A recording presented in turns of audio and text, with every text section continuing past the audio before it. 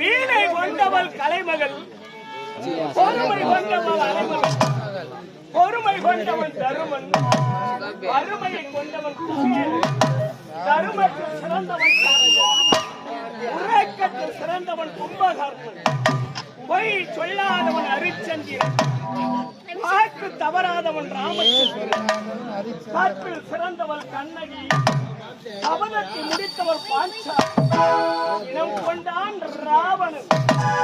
இப்பேற்பட்ட புலவர் பெருமான்களும் கவி அரசர்களும் பிறந்து வளர்ந்து இந்த கனகபுரி நாட்டில் கனகபுரிக்கு மகனாக ஏழ்மை குடும்பத்தில் வளர்ந்து கதிரவன் என பெயர் வகித்து வாழ்ந்து வருகிறார்.